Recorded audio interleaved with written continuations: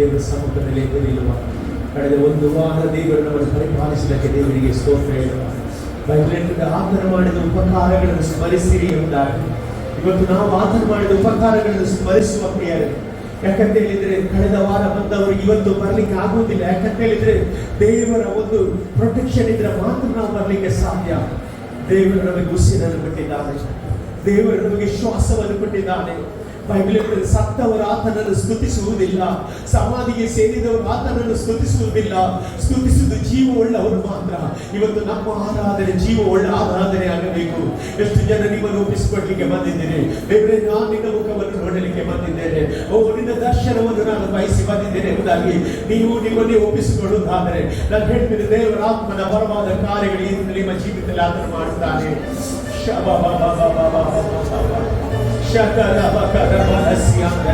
ಎಲ್ಲರೂ ಬಾಯಿಗಳಿಂದ ಸ್ವಲ್ಪ ಸಮಯ ಅನ್ಯ ಭಾಷೆಯಿಂದ ದೇವರನ್ನು ಆರಾಧನೆ ಮಾಡುವ. ರೇಗೆ ರೇಬೆ ರೇಬೆ ರೇಬೆ ರೇಬೆ ಶದಾ ರಿವಾ ನವ ಪುರ ಮನ ನಿರ ಬಲ ಸಂದನ ರಿಹತ್ತಲ ಮನ ಶಬ್ದಲ ರೀಕಲ ಶೇದೆ ರೇಬೆ ರೇದೆ ರೇಗೆ ಲೇದೆ ರೇದೆ ರೇದೆ ರಿಬಾಲವ ಪೂರ ಮನ ಶಬ್ದರ ರೀಹಂತರ. ಆತ್ಮನೆ ಚಲಿಸು, ಆತ್ಮನೆ ಚಲಿಸು, ಆತ್ಮನೆ ಚಲಿಸು. ಈ ಸ್ಥಳವನ್ನು ದೇವರು ನಿನ್ನ ಕಂಟ್ರೋಲಿಗೆ ಕೊಡ್ತಾ ಇದ್ದೇವೆ. ಪವಿತ್ರಾತ್ಮನೆ ಒಬ್ಬ ಮಕ್ಕಳ ನಿನ್ನ ಕಂಟ್ರೋಲಿಗೆ ಒಪ್ಪಿಸ್ತೇನೆ. ದೇವರೇ, ಮಾಂಸದ ಮಾತುಗಳು ಬೇಡ, ಜ್ಞಾನದ ಮಾತುಗಳು ಬೇಡ. ನಮಗೆ ಪವಿತ್ರಾತ್ಮನ ಬೇಕು, ಪವಿತ್ರಾತ್ಮನ ಬಲ ಬೇಕು, ಪವಿತ್ರಾತ್ಮನ ಪ್ರಕಟಣೆ ಬೇಕು. ಇವತ್ತು ಎಷ್ಟು ಜನ ಆ ಪ್ರಕಟಣೆಗೋಸ್ಕರ ಕಾದುಕೊಂಡಿದ್ದೇನೆ. ರೀಕಾ ಲಾಭ ಬಾಬ ಬಾಬ ಬಾಬ ಬಾಬ ಬಾಬ ಶದ ರಾಮ ಗಣ ಮನ ದಿನ ಬಲ ಸಂತರ. ದೇವರು ನಮಗೆ ಆಶ್ರಯ ದುರ್ಗವಾಗಿದ್ದಾನೆ. ಆತನ ಇಕ್ಕಟ್ಟಿನಲ್ಲಿ ವಿಶೇಷ ಸಹಾಯಕನೇ ಎಂಬುದಾಗಿ ಇವತ್ತು ನಮ್ಮ ಸಹಾಯಕನನ್ನು ಕೂಗುವ, ನಮ್ಮ ಸಹಾಯಕನನ್ನು ಕೂಗುವ. ನಮಗೆ ಬಲವಾಗಿರುವ ಕರ್ತನಿಗೆ ಮೊರೆಯಿಡುವ.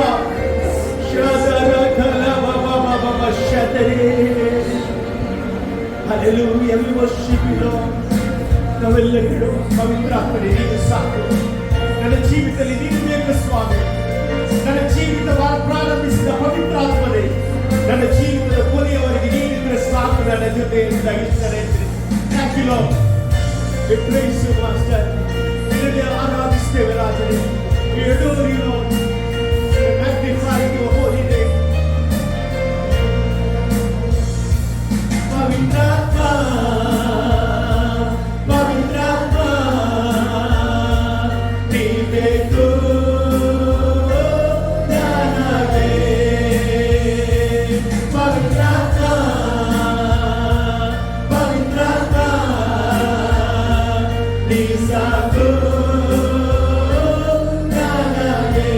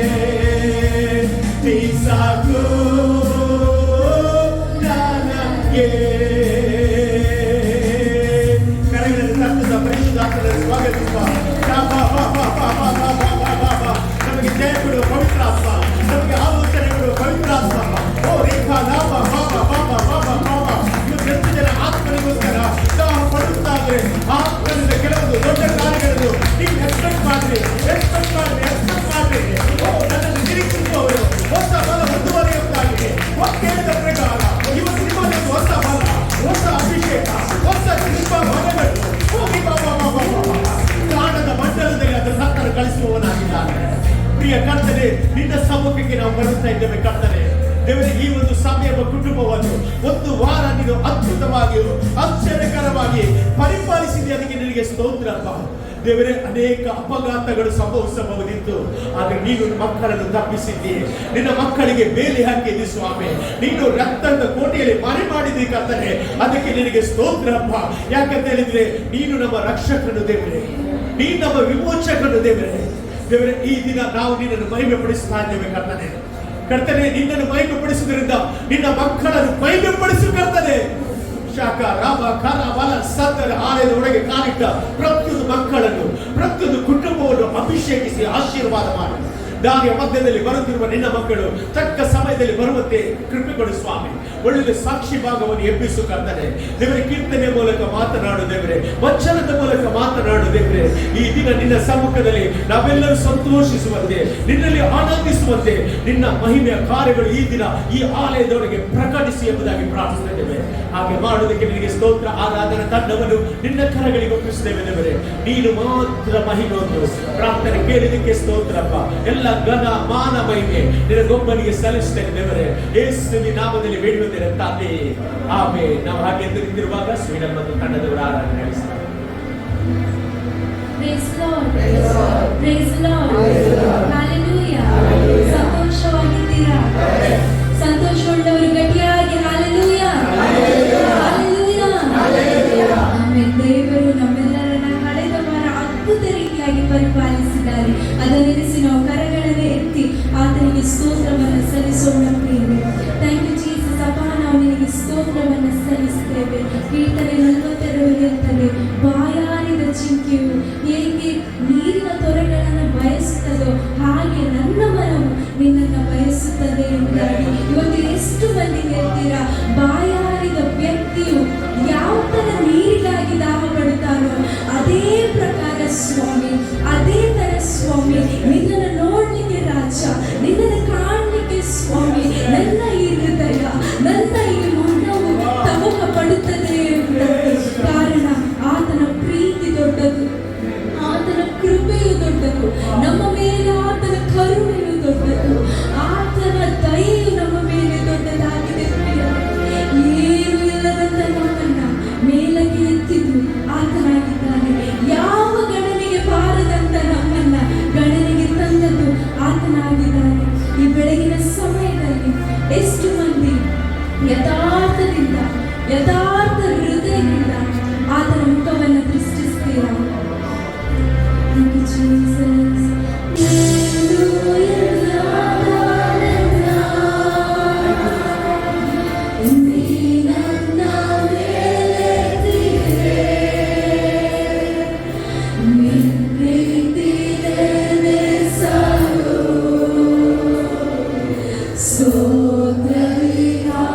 ಆತನ ಪ್ರೀತಿ ನೆನೆಸಿ ಎಲ್ಲರೂ ಸೇರಿ ಮನಪೂರ್ವವಾಗಿ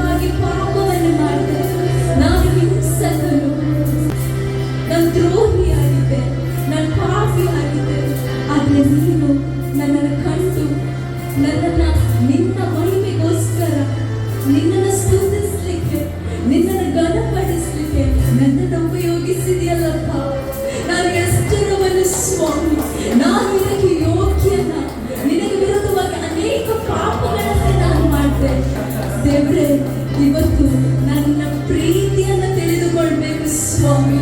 ನಿನ್ನ ಪ್ರೀತಿಯ ಆಳವನ್ನು ನಾನು ತಿಳಿದುಕೊಳ್ಬೇಕು ಸ್ವಾಮಿ. ನಿನ್ನ ಪ್ರೀತಿಯ ಅಗಲವನ್ನು ನಾನು ಕಂಡುಕೊಳ್ಬೇಕು ಸ್ವಾಮಿ. ನಿನ್ನ ಪ್ರೀತಿಯ ಉದ್ದವನ್ನು ನಾನು ಗ್ರಹಿಸಬೇಕು ಸ್ವಾಮಿ ಎಂದಾಗಿ ಕೂಗಿ ಮೊರೆಯನ್ನು ಇಟ್ಟಾಗ ಈ ಬೆಳಗಿನ ಸಮಯದಲ್ಲಿ ಎಷ್ಟು ಮಂದಿ ಅದೇ ತರ ದೇವರ ಹತ್ರ ಕೇಳ್ತೀರಾ, ದೇವ್ರೆ ನಾನಿನ್ನನ್ನು ಇನ್ನೂ ಹೆಚ್ಚಾಗಿ ತಿಳಿದುಕೊಳ್ಬೇಕು, ಇನ್ನೂ ಹೆಚ್ಚಾಗಿ ಪ್ರೀತಿಸಬೇಕು ಎಂಬುದಾಗಿ ಈ ಬೆಳಗಿನ ಸಮಯದಲ್ಲಿ ಎಷ್ಟು ಮಂದಿ ಹೇಳ್ತೀರ. ನಿಮ್ಮ ಹೃದಯ ಬಿಚ್ಚಿ ಆತನಿಗೆ ಸ್ತೋತ್ರವನ್ನು ಸಲ್ಲಿಸ್ಬಿಟ್ರಿ. ಒರ್ರಿಕಲ ಮಶತರ ಬಸಿಯದಲ್ಲ, ಒರ್ರಿಕಲ ಮಕರ ಬಸಿಯದಲಿಗೆ ಶುಭ. ನೀನನ್ನ ಪ್ರೀತಿಸಲು ನಾಯೋಗ್ಯನೋ ರಾಜ, ನೀನನ್ನ ನಡೆಸಲು ನನ್ನ ದೇವಸ್ಥಾನವು. ನೀನನ್ನ ಪ್ರೀತಿಸಲು, ನೀನನ್ನ ಪ್ರೀತಿಸಲು ನಾಯೋಗ್ಯನೋ ರಾಜ, ನೀನನ್ನ ನಡೆಸಲು. ಪ್ರೀತಿಗೋಸ್ಕರ ಸ್ತೋತ್ರ. ನನ್ನ ದೇವಸ್ಥಾನವು ಭಯದ ಸಮಯದಲ್ಲಿ, ಭಯದ ಸಮಯದಲ್ಲಿ ಆಶ್ವಾಸವಾದೆ ನೀ. ಭಾರದ ಸಿರುಳಲ್ಲಿ ಬೆಳಗಾಗಿ ಬಂದೆ ನೀ. ಭಯದ ಸಮಯದಲ್ಲಿ, ರೋಗದ ಸಮಯದಲ್ಲಿ, ಸಾಲದ ಸಮಯದಲ್ಲಿ ಆಶ್ವಾಸವಾದ ದೇವರಿಗೆ ಸ್ತೋತ್ರವನ್ನು ಸಲ್ಲಿಸುವುದಕ್ಕೆ, ಮುಂದೆ ದಾರ ಕಾಣದ ಸಮಯದಲ್ಲಿ ಬೆಳಗಾಗಿ ಬಂದ ದೇವರಿಗೆ, ಬೆಳಗಾಗಿ ಬಂದೆ ನೀನನ್ನ ಪ್ರೀತಿಸಲು, ನೀನನ್ನ ಪ್ರೀತಿಸಲು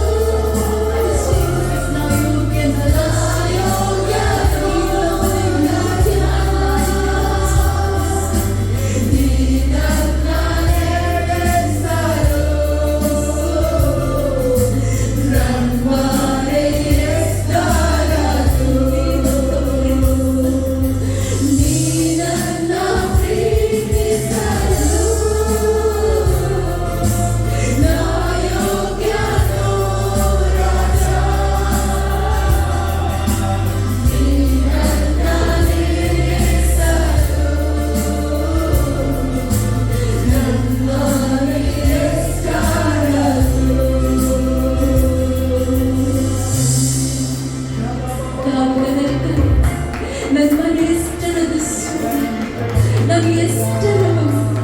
ನೀನು ನನಗೆ ಇದ್ದು ತನಕ ನಡೆಸಿದ್ಯಾ. ನೀನು ನನ್ನ ತಲೆಮಾರುಗಳನ್ನು ಆಶೀರ್ವದಿಸ್ತೇನೆ ಎಂಬುದಾಗಿ ಹೇಳಿದ್ಯಾ.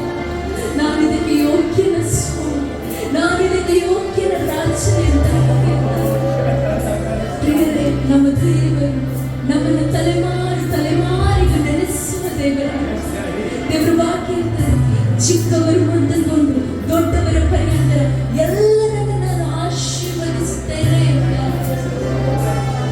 ಆತನ ಪ್ರೀತಿ ದೊಡ್ಡದು, ಆತನ ಕರುಣೆ ಆತನಿಗೆ ಸ್ತೋತ್ರವನ್ನು ಸಲ್ಲಿಸು. ಅಪ್ಪ, ನಿನ್ನ ಪ್ರೀತಿಗೋಸ್ಕರ ಸ್ತೋತ್ರ ಮನಪೂರ್ವಕವಾಗಿ ಹೇಳೋಣ. ಪ್ರಿಯರೇ, ಆಶೀರ್ವದಿಸಿದ ದೇವರಿಗೆ ಸ್ತೋತ್ರ ಹೇಳೋಣ. ತಲೆಮಾರಿಗೂ ನೆನೆಸುವ ದೇವರೇ, ನಿನ್ನ ಪ್ರೀತಿಯ ಆಳವನ್ನು ವರ್ಣಿಸಲಾಗದೆಯ. ತಲೆಮಾರು ಆಶೀರ್ವದಿಸಿದ ದೇವರಿಗೆ ತಲೆಮಾರಿಗೂ ನೆನೆಸುವ ದೇವರೇ, ನಿನ್ನ ಪ್ರೀತಿಯ ಆಳವನ್ನು ವರ್ಣಿಸಲಾಗದೆಯ.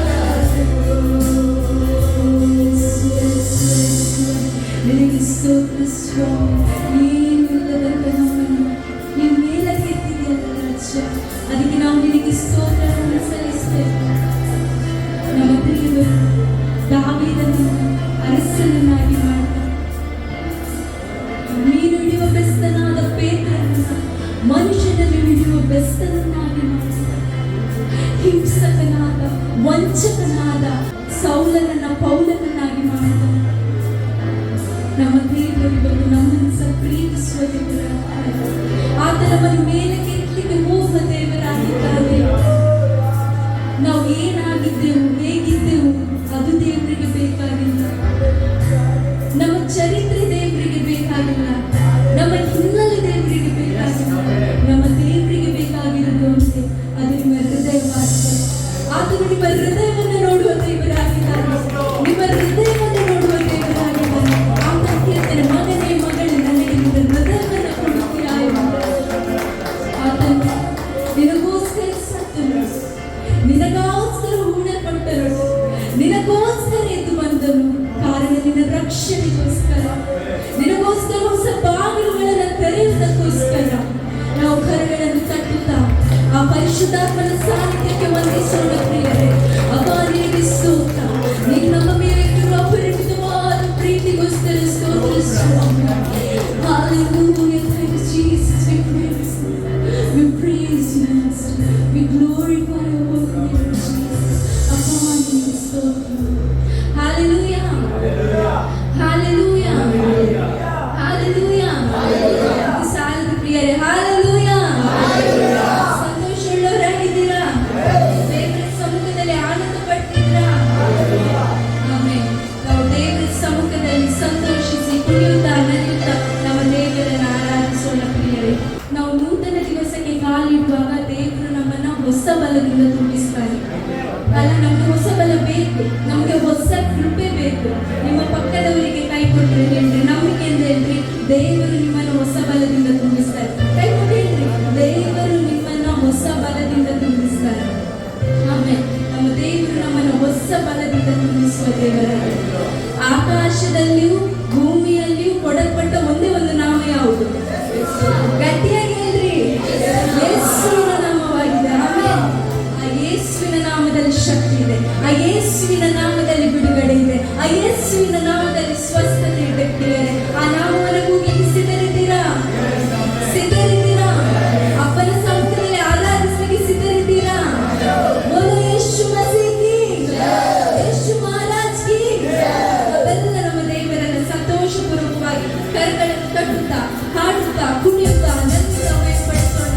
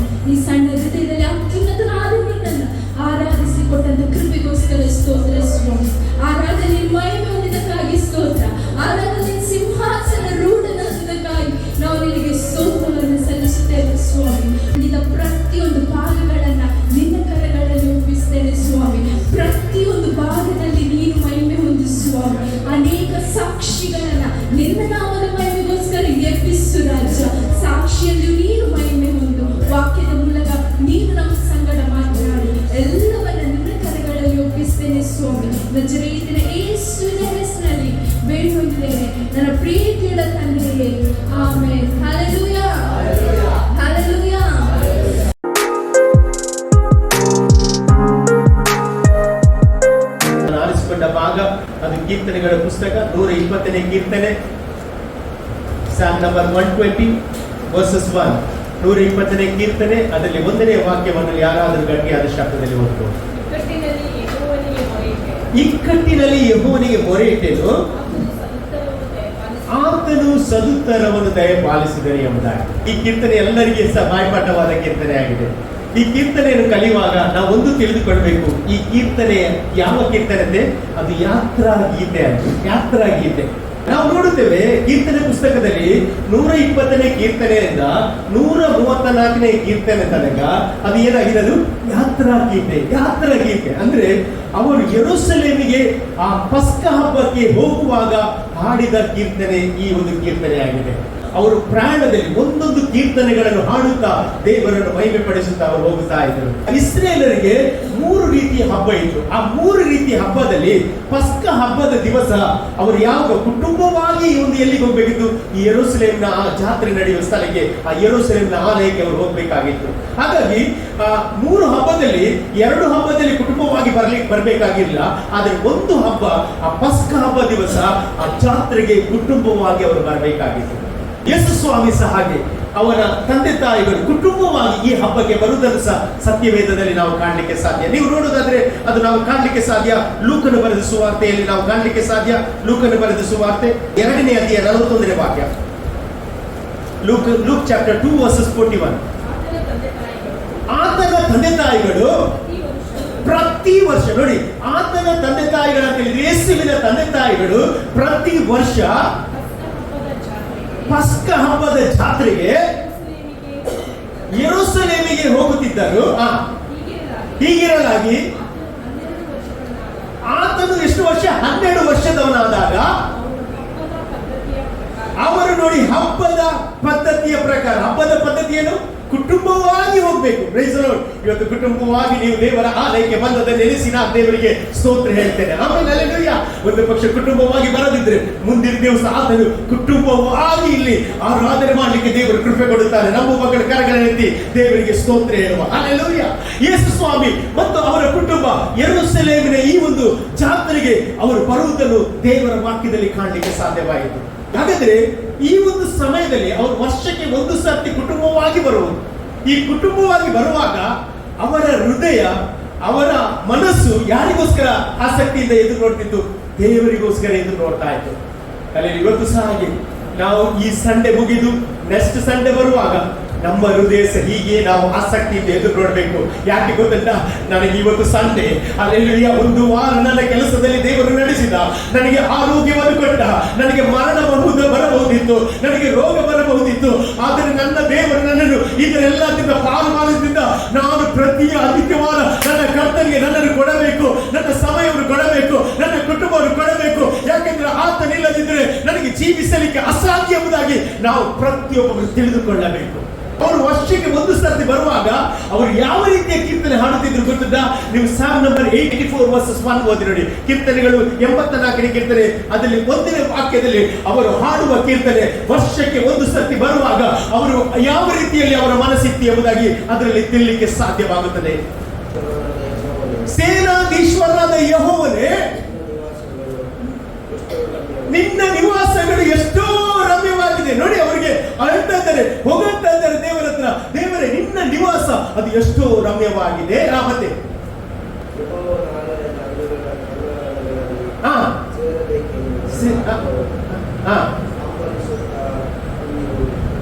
ಮತ್ತೆ ನನ್ನ ದೇವರ ಆಲಯಕ್ಕೆ ಯಾವಾಗ ಹೋಗ್ತೇನೆ ಎಂಬುದಾಗಿ ನಾನು ಏನ್ ತವಕಿಸ್ತಾ ಇದ್ದೆ. ಎಷ್ಟು ಜನ ಹೋದ ಸಂಡೆಯಿಂದ ಈ ಸಂಡೆಗೆ ನಾನು ದೇವರ ಆಲಯಕ್ಕೆ ಹೋಗ್ಬೇಕಂತ ತವಕೆ ಇರುವುದಾದ್ರೆ ನಾನು ಹೇಳ್ತೇನೆ, ನಿನ್ನ ಜೀವಿತದಲ್ಲಿ ಅಸಾಧ್ಯವಾದ ಕಾರ್ಯವನ್ನು ದೇವರು ಸಾಧ್ಯ ಮಾಡುವವನಾಗಿದ್ದಾನೆ. ನಾವು ಯಾವಾಗಲೂ ದೇವರಿಗೋಸ್ಕರ ನಮ್ಮ ಹೃದಯ ಅದು ಮಿಡಿಯಬೇಕು. ನೋಡಿ, ಅಲ್ಲಿ ಅವನು ಹೇಳ್ತಾ ಇದ್ದಾನೆ, ನನ್ನ ಹೃದಯ ಅದಕ್ಕೋಸ್ಕರ ಮಿಡಿತೇನೆ. ಯಾವಾಗ ನಾನು ಹೋಗುತ್ತೇನೆ ಯೆರೂಸಲೇಮಿನ ಆಲಯಕ್ಕೆ ಹೋಗ್ತಾ ಇದ್ದೇನೆ, ಯೆರೂಸಲೇಮಿನಲ್ಲಿ ದೇವರ ಸಾನ್ನಿಧ್ಯದಲ್ಲಿ ನಾನು ಕುಟುಂಬವಾಗಿ ಯಾವಾಗ ಆರಾಧಿಸ್ತೇನೆ ಅದನ್ನು ನಾನು ಎದುರು ನೋಡ್ತಾ ಇದ್ದೇವೆ. ಮುಂದಿನ ವಾಕ್ಯ ಓದಿ, ನಿಮಗೆ ಗೊತ್ತಾಗ್ತದೆ.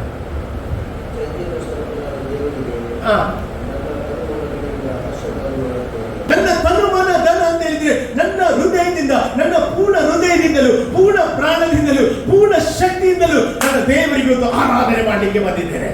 ಇವತ್ತು ನಾನು ಹೇಳ್ತೇನೆ, ನೀನು ಆರಾಧನೆ ಬಂದದ್ದು ಮನುಷ್ಯನಿಗಲ್ಲ, ಸರ್ವಶಕ್ತನಾದ ದೇವರನ್ನು ಆರಾಧಿಸಲಿಕ್ಕೆ.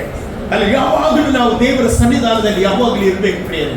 ದೇವರ ಬಯಕೆ ನಾವೆಲ್ಲರೂ ದೇವರ ಸನ್ನಿಧಾನದಲ್ಲಿ ಒಳಗೆ ಇರಬೇಕು. ದೇವರ ಆಸೆ ನೀನು ಯಾವಾಗ ದೇವರ ಪ್ರೊಟೆಕ್ಷನ್ ಅಲ್ಲಿ ಇರ್ಬೇಕಂತ ದೇವರ ಆಸೆ ಆಗಿದೆ. ನೋಡಿ, ಈ 120ನೇ ಕೀರ್ತನೆ ಪ್ರಾರಂಭವಾಗುವುದು ಯಾವುದರ ಮೂಲಕ? ಅದು ದುಃಖದಿಂದ. ಯಾವಾಗಲೂ ಸಹ ದೇವರ ಆಲಯಕ್ಕೆ ಬರುವಾಗ ಏನಿರ್ಬೇಕಿತ್ತು? ಸಂತೋಷ ಇರಬೇಕಿತ್ತು. ಆದ್ರೆ ಇಲ್ಲಿ ದುಃಖದಿಂದ ಅವ್ರು ಹೇಳ್ತಾ ಇದ್ದಾನೆ, ದುಃಖದಿಂದ ಪ್ರಾರ್ಥನೆ ಮಾಡ್ತಿದ್ದಾನೆ. ಏನು ಪ್ರಾರ್ಥನೆ ಮಾಡ್ತಾನೆ ಅಂತ ಹೇಳಿದ್ರೆ, ಇಕ್ಕಟ್ಟಿನಲ್ಲಿ 120ನೇ ಕೀರ್ತನೆ 1ನೇ ವಾಕ್ಯದಲ್ಲಿ ಇಕ್ಕಟ್ಟಿನಲ್ಲಿ ಯೆಹೋವನಿಗೆ ಮೊರೆ ಇಟ್ಟೇನೆ ಎಂಬುದಾಗಿ ಹೇಳ್ತಾನೆ. ಅಂದ್ರೆ ಕಷ್ಟದಲ್ಲಿ ನನ್ನ ದೇವರನ್ನು ನಾನು ಕೂಗಿದ್ದೆ, ದೇವರ ಸಹಾಯವನ್ನು ಕೇಳಿದೆ ಎಂಬುದಾಗಿ ಅಲ್ಲಿ ಭಕ್ತನು ಅಲ್ಲಿ ಮಾತನಾಡ್ತಾ ಇದ್ದಾನೆ.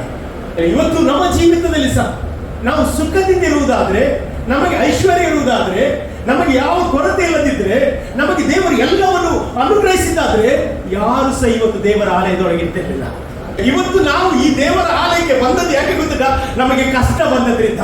ನಾವು ದೇವರ ಆಲಯಕ್ಕೆ ಬರಲಿಕ್ಕೆ ನಮಗೆ ಇಕ್ಕಟ್ಟು ಬಂದದ್ರಿಂದ ಇವತ್ತು ನಾವು ಈ ಆಲಯದೊಳಗೆ ಬಂದದ್ದು ಈ ಕಷ್ಟದಿಂದ ಆಗಿದೆ. ಇಲ್ಲದಿದ್ದರೆ ನಾವು ನಿಜವಾಗಿ ಈ ಆಲಯದಲ್ಲಿ ಬರ್ತಾ ಇರಲಿಲ್ಲ. ನಾನಂತೂ ಹಾಗೆ ನಾನು ಖಂಡಿತ ಬರ್ತಿರ್ಲಿಲ್ಲ. ಯಾವ ನನ್ನ ಜೀವಿತದಲ್ಲಿ ಕಷ್ಟಗಳು ಬಂತು, ಇಕ್ಕಟ್ಟು ಬಂತು, ಆಗ ದೇವರ ಬಳಿಗೆ ಬಂದು ಹೇಳಿದೆ, ಇನ್ನು ಜೀವಿಸುವುದು ನಿನಗೋಸ್ಕರ ಎಂಬುದಾಗಿ. ಯಾವಾಗ ನಾನು ಆ ಇಕ್ಕಟ್ಟಿನಲ್ಲಿ ದೇವರಿಗೆ ಮೊರೆ ಇಟ್ಟೆ, ದೇವರು ನನ್ನ ಮೊರೆಯನ್ನು ಕೇಳಿದ. ಇವತ್ತು ನಿಮ್ಮ ಅನುಭವ ಸಹ ಅದೇ ಆಗಿರಬಹುದು ಪ್ರಿಯರೇ. ಹಲ್ಲೆಲೂಯಾ. ದೇವರ ಆಸೆ ಏನು ಗೊತ್ತಿಲ್ಲ? ನೀನು ದೇವರ ಆಲಯದ ಒಳಗೆ ಬರಬೇಕು. ದೇವರ ಆಸೆ ಏನು ಗೊತ್ತಿಲ್ಲ? ನೀನು ಆತನ ಅಂಗಳಕ್ಕೆ ಬರಬೇಕು. ಅದಕ್ಕೋಸ್ಕರ ದೇವರು ಕೆಲವು ಕಷ್ಟವನ್ನು ಕೊಡುತ್ತಾ ಇದ್ದಾನೆ. ಕಷ್ಟವನ್ನು ಕೊಡುವುದು ನಿನ್ನನ್ನು ಹಾಳು ಮಾಡ್ಲಿಕ್ಕಲ್ಲ, ನಿನ್ನ ಜೀವಿತವನ್ನು ನಾಶ ಮಾಡ್ಲಿಕ್ಕಲ್ಲ, ನೀನು ದೇವರ ಸಾನ್ನಿಧ್ಯವನ್ನು ಅನುಭವಿಸಬೇಕು ಎಂಬುದಾಗಿ ದೇವರ ಆಸೆಯಾಗಿದೆ. ದೇವರ ಉದ್ದೇಶ ಏನು ಗೊತ್ತಿಲ್ಲ? ನಿಮ್ಮನ್ನು ಉನ್ನತಿಯಿಂದ ಉನ್ನತಿಗೆ ನಡೆಸಬೇಕು. ಇದು ದೇವರ ಪ್ಲಾನ್ ಆಗಿದೆ. ಹಲ್ಲೆಲೂಯಾ. ಆ ಪ್ಲಾನಿಗೋಸ್ಕರ ದೇವರಿಗೆ ಸ್ತೋತ್ರ ಹೇಳಿದೆ. ಯಾಕಂತ ಹೇಳಿದ್ರೆ ವಾಕ್ಯ ಸ್ಪಷ್ಟವಾಗಿ ಇರ್ತದೆ. 120ನೇ ಕೀರ್ತನೆ 1ನೇ ವಾಕ್ಯದಲ್ಲಿ ಭಕ್ತರು ಬೇಡುವ ಒಂದು ಮಾತೇನಿರ್ತದೆ, ಇಕ್ಕಟ್ಟಿನಲ್ಲಿ ನಾನು ಯೆಹೋವನಿಗೆ ಮೊರೆ ಇಟ್ಟೇನೆ ಎಂಬುದಾಗಿ. ಅಲ್ಲಿ ಕಷ್ಟದಲ್ಲಿ ನಾನು ದೇವರಿಗೆ ಮೊರೆ ಇಟ್ಟೇನೆ ಎಂಬುದಾಗಿ. ನಾನು ಒಂದು ವಿಷಯ ಹೇಳ್ತೇನೆ, ನಾವು ಕಷ್ಟದಲ್ಲಿರುವಾಗ, ನಾವು ಇಕ್ಕಟ್ಟಿನಲ್ಲಿರುವಾಗ ಮನುಷ್ಯರ ಬಳಿಗೆ ಹೋಗಬಾರದು. ಆಮೇಲೆ ಅಲ್ಲಿ ಮನುಷ್ಯರ ಬಳಿಗೆ ಹೋದ್ರೆ ನಿನ್ನನ್ನು ನಾವು ಹೀಯಾಳಿಸ್ತಾನೆ, ನಿನ್ನನ್ನು ಅವಮಾನ ಮಾಡ್ತಾನೆ. ಅದಕ್ಕೆ ಬೆಸ್ಟ್ ಏನಂತ ಹೇಳಿದ್ರೆ, ಯಾವ ಪ್ರಾಬ್ಲಮ್ ಬರಲಿ, ಯಾವ ಇಕ್ಕಟ್ಟು ಬರಲಿ, ನೀನು ಹೋಗು, ನಿನ್ನ ಭಾರವನ್ನು ಹೇಳುವುದು ಅದು ದೇವರಲ್ಲಿ ಆಗಿರಬೇಕು. ನಿನ್ನ ಕಷ್ಟವನ್ನು ದೇವರ ಬಳಿಗೆ ಹೇಳಬೇಕು. ನೋಡಿ, ಕೀರ್ತನೆ 50ನೇ ಕೀರ್ತನೆ 15ನೇ ವಾಕ್ಯದಲ್ಲಿ ಹೇಳ್ತದೆ, ಕಷ್ಟ ಕಾಲದಲ್ಲಿ ನನಗೆ ಮೊರೆ ಇಡ್ರಿ, ನಾನು ಬಂದು ನಿಮ್ಮನ್ನು ಬಿಡಿಸುತ್ತೇನೆ, ಆಗ ನೀವು ನನ್ನನ್ನು ಕೊಂಡಾಡುವಿರಿ ಎಂಬುದಾಗಿ ಸತ್ಯವೇದ ಹೇಳ್ತಾ ಇದೆ. ಹಾಗಾದ್ರೆ ಕಷ್ಟ ಬರುವಾಗ, ಇಕ್ಕಟ್ಟು ಬರುವಾಗ ನಾವು ದೇವರ ಬಳಿಗೆ ಬರಬೇಕು ಎಂಬುದಾಗಿ ದೇವರ ಆಸೆ. ದೇವರಿಗೆ ನಾವು ಬೇರೆ ಕಡೆ ಇಡ್ಲಿಕ್ಕೆ ಮನಸ್ಸಿಲ್ಲ. ದೇವರಿಗೆ ಆಸೆ ಅಂತ ಗೊತ್ತಿಲ್ಲ, ನೀನು ದೇವರ ಆಲಯದಲ್ಲಿ ಇರಬೇಕು ಎಂಬುದಾಗಿ ದೇವರ ಆಸೆ. ನೀನು ಕುಟುಂಬವಾಗಿ ದೇವರನ್ನು ಆರಾಧಿಸಬೇಕು ಎಂಬುದಾಗಿ ದೇವರ ಬಯಕೆ. ಇಲ್ಲಿ ನೋಡಿ, ಅವನು ಕಷ್ಟದಲ್ಲಿ ಹೋಗ್ತಾ ಇದ್ದಾನೆ, ಇಕ್ಕಟ್ಟಿನಲ್ಲಿ ಹೋಗ್ತಾ ಇದ್ದಾನೆ. ಇವತ್ತು ನಮಗೆ ಸಹ ಆ ಕಷ್ಟ ಬರದಿದ್ದರೆ ನಾವು ದೇವರ ಬಳಿಗೆ ಬರಲಿಕ್ಕೆ ಸಾಧ್ಯವಿರಲಿಲ್ಲ. ಇಲ್ಲಿ ನಿಮ್ಮ ಜೀವಿತದಲ್ಲಿ ಯೇಸುವಿನ ಬಳಿಗೆ ಬರುವುದಾದರೆ ನಾನು ಹೇಳ್ತೇನೆ, ಯೇಸು ನಿಮ್ಮನ್ನು ಹಾಗೆ ಕಳಿಸುವುದಿಲ್ಲ. ಯೇಸು ನಿಮಗೆ ಬಿಡುಗಡೆಯನ್ನು ಕೊಟ್ಟು ಕಳಿಸುವ ದೇವರಾಗಿದ್ದಾನೆ. ಅಲ್ಲಿ ಆತನು ಕೊಡುವ ಬಿಡುಗಡೆ ಅದು ಶಾಶ್ವತವಾದ ಬಿಡುಗಡೆ ಆಗಿದೆ. ಅದಕ್ಕೆ ಬೈಬಲ್ ಹೇಳ್ತದೆ, ಮಗನು ಬಿಡುಗಡೆ ಮಾಡಿದರೆ ನಿಮಗೆ ಶಾಶ್ವತವಾಗಿ ಬಿಡುಗಡೆ ಆಗುತ್ತದೆ ಎಂಬುದಾಗಿ ಸತ್ಯವೇದ ಹೇಳ್ತದೆ. ಆಮೇಲೆ ಅಲ್ಲಿ 50ನೇ ಕೀರ್ತನೆಗೋಸ್ಕರ ನಾನು ದೇವರಿಗೆ ಸ್ತೋತ್ರ ಹೇಳ್ತೇನೆ. ಅದರಲ್ಲಿ 119ನೇ ಕೀರ್ತನೆ ಅದರಲ್ಲಿ 71ನೇ ವಾಕ್ಯದಲ್ಲಿ ಒಂದು ವಾಕ್ಯ ಏನಂತ ಹೇಳಿದ್ರೆ, ಕಷ್ಟಾನುಭವವು ನನಗೆ ಹಿತಕರವಾಗಿ ಕಂಡಿತು, ಅದರಿಂದ ನಿನ್ನ ಮಾರ್ಗ ನನಗೆ ಗೊತ್ತಾಯಿತು. ಇವತ್ತು ಕಷ್ಟದಲ್ಲಿ ಹೋಗುವವರು ದೇವರಿಗೆ ಸ್ತೋತ್ರ ಹೇಳ್ತೀರಾ? ಹಲ್ಲೆಲೂಯಾ. ಇವತ್ತು ಕಷ್ಟದಲ್ಲಿ ನಮ್ಮ ದೇವರನ್ನು ಕಾಣಲಿಕ್ಕೆ ಸಾಧ್ಯವಾಯಿತು, ಇಕ್ಕಟ್ಟಿನಲ್ಲಿ ನಾವು ದೇವರಿಗೆ ಕಾಣಲಿಕ್ಕೆ ಸಾಧ್ಯವಾಯಿತು ಪ್ರಿಯರೇ. ಅದೇ 119ನೇ ಕೀರ್ತನೆ 67ನೇ ವಾಕ್ಯ ನೀವು ಓದುವುದಾದ್ರೆ ಅಲ್ಲಿ ನಾವು ನೋಡ್ತೇವೆ, ಕಷ್ಟಾನುಭವದಕ್ಕಿಂತ ಮುಂಚೆ ನಾನು ನಿನ್ನ ದಾರಿಯಲ್ಲಿ ತಪ್ಪಿ ಹೋಗುತ್ತಿದ್ದೇನೆ ಎಂಬುದಾಗಿ. ಇವತ್ತು ಕಷ್ಟ ಬರದಿದ್ದರೆ ನಾವು ದೇವರಿಂದ ದೂರ ಹೋಗ್ತಿದ್ದೆವು. ಕಷ್ಟ ಬಂದದಕ್ಕೆ ಸ್ತೋತ್ರ ಹೇಳ್ರಿ, ಇಕ್ಕಟ್ಟು ಬಂದದಕ್ಕೆ ಸ್ತೋತ್ರ ಹೇಳ್ರಿ. ಯಾಕಂದ್ರೆ ನನ್ನ ದೇವರು ಕಷ್ಟದಲ್ಲಿ ಮೊರೆ ಇಡುವವರ ಕೂಗನ್ನು ಕೇಳಿ ಆತನು ರಕ್ಷಿಸುವ ದೇವರಾಗಿದ್ದಾನೆ. ಅಲ್ಲಿ 20ನೇ ಕೀರ್ತನೆ 1ನೇ ವಾಕ್ಯದಲ್ಲಿ ದಾವೀದನಿಗೋಸ್ಕರ ಅಲ್ಲಿಯ ಜನರು ಪ್ರಾರ್ಥನೆ ಮಾಡ್ತಾರೆ. ಏನು ಪ್ರಾರ್ಥನೆ ಮಾಡ್ತಾರೆ ಅಂತ ಹೇಳಿದ್ರೆ, ಇಕ್ಕಟ್ಟಿನಲ್ಲಿ ಯೆಹೋವನು ನಿನ್ನ ಮೊರೆಯನ್ನು ಕೇಳಲಿ, ಯಾಕೋಬರ ದೇವರ ನಾವು ನಿನ್ನನ್ನು ಉದ್ಧಾರ ಮಾಡಲಿ, ನಿನಗೆ ಸಹಾಯವು ಅದು ಪರಲೋಕದಿಂದ ಇಳಿದು ಬರಲಿ ಎಂಬುದಾಗಿ ಪ್ರಾರ್ಥನೆ ಮಾಡುವಾಗ 21ನೇ ಕೀರ್ತನೆಯಲ್ಲಿ ಹೇಳ್ತಾನೆ, ಹಲ್ಲೆಲೂಯಾ, ನೀನು ಅವರ ಪ್ರಾರ್ಥನೆಯನ್ನು ನಿರಾಕರಿಸಿದೆ, ನೀನು ಕೇಳಿದ್ದರಿಂದ ನಾನು ನಿನಗೆ ಸ್ತೋತ್ರ ಹೇಳುತ್ತೇನೆ ಎಂಬುದಾಗಿ ಹೇಳ್ತಾ ಇದ್ದಾನೆ. ಇವತ್ತು ಎಷ್ಟು ಜನ ಸ್ತೋತ್ರ ಹೇಳಿಕೆ ಇಲ್ಲಿ ನಿಂತಿದ್ದೀನಿ. ಹಲ್ಲೆಲೂಯಾ. ಈ ಕಷ್ಟಕ್ಕೋಸ್ಕರ, ಈ ಇಕ್ಕಟ್ಟಿಗೋಸ್ಕರ, ಈ ಸಮಸ್ಯೆಗೋಸ್ಕರ ನಾವು ಕರ್ತನಿಗೆ ಸ್ತೋತ್ರ ಹೇಳುವ. ಯಾಕಂತ ಹೇಳಿದ್ರೆ ನಮ್ಮ ದೇವರು ಇಕ್ಕಟ್ಟಿನಲ್ಲಿ ನಮ್ಮ ಪ್ರಾರ್ಥನೆಯನ್ನು ಕೇಳುವ ದೇವರಾಗಿದ್ದಾರೆ. ಹಲ್ಲೆಲೂಯಾ. ನಮ್ಮ ದೇವರು ಇಕ್ಕಟ್ಟಿನಲ್ಲಿ ನಮಗೆ ಪ್ರಾರ್ಥನೆಯನ್ನು ಕೇಳುವ ದೇವರಾಗಿದ್ದಾರೆ. ನಮಗೆ ಉತ್ತರವನ್ನು ಕೊಡುವ ದೇವರಾಗಿದ್ದಾನೆ. ಬೈಬಲ್ ಅಂತ ನಮಗೆ ಉತ್ತರ ಮೂಢನದಿಂದ ಬರುವುದಿಲ್ಲ, ಪಡುವಣದಿಂದ ಬರುವುದಿಲ್ಲ, ಅರಣ್ಯದಿಂದ ಬರುವುದಿಲ್ಲ. ನಮಗೆ ಉತ್ತರ ಕರ್ತನಿಂದಲೇ ಬರುತ್ತದೆ. ಇವತ್ತು ನಿಮಗೆ ಯಾವುದೇ ಸಮಸ್ಯೆ ಎನ್ನುವುದಾದ್ರೆ ನಾನು ಹೇಳ್ತೇನೆ, ದೇವರ ಆಲಯದಲ್ಲಿ, ದೇವರ ಪಾದಪೀಠದಲ್ಲಿ ನೀನು ಕೂಗುವಾಗ ಹಲ್ಲೆಲೂಯಾ, ದೇವರು ಅದಕ್ಕೆ ಉತ್ತರವನ್ನು ಕೊಡುವವನಾಗಿದ್ದಾನೆ. ಹಲ್ಲೆಲೂಯಾ. ಇಲ್ಲಿ ಭಕ್ತನು ಹೇಳ್ತಾ ಇದ್ದಾನೆ, ನಾನು ಏನ್ ಮಾಡ್ತೇನೆ ಅಂತ ಹೇಳಿದ್ರೆ ಕಷ್ಟದಲ್ಲಿ ನನ್ನ ದೇವರನ್ನು ನಾನು ಮೊರೆ ಇಡುತ್ತೇನೆ. ಯಾಕಂದ್ರೆ ಅವನು ನನಗೆ ಉತ್ತರ ಕೊಡುವ ದೇವರಾಗಿದ್ದಾನೆ. ಇವತ್ತು ನಿಮ್ಮ ಜೀವಿತದಲ್ಲಿ ಯಾವುದೇ ಕಷ್ಟದಲ್ಲಿ ಹೋಗುವುದಾದ್ರೆ, ಇಕ್ಕಟ್ಟಿನಲ್ಲಿ ಹೋಗುವುದಾದ್ರೆ ದೇವರಿಗೆ ಮೊರೆ ಇಡುವಾಗ ದೇವರು ನಿಮಗೆ ಸದುತ್ತರವನ್ನು ಕೊಡುವ ದೇವರಾಗಿದ್ದಾನೆ. Hallelujah. Praise the Lord. Hallelujah. ಅಲ್ಲಿ 2ನೇ ವಾಕ್ಯ ನೋಡಿ, 120ನೇ ಕೀರ್ತನೆ 2ನೇ ವಾಕ್ಯದಲ್ಲಿ ಅವನಿಗೆ ಯಾವ ರೀತಿಯ ಕಷ್ಟ ಗೊತ್ತುಂಟ, ಅವನಿಗೆ ಯಾವ ರೀತಿಯ ಪ್ರಾಬ್ಲಮ್ ಗೊತ್ತುಂಟ. 2ನೇ ವಚನದಲ್ಲಿ ಅವನು ಹೇಳ್ತಾನೆ, ಏನ್ ಹೇಳ್ತಾನೆ ಓದಿ ನೋಡಿ. Praise the Lord.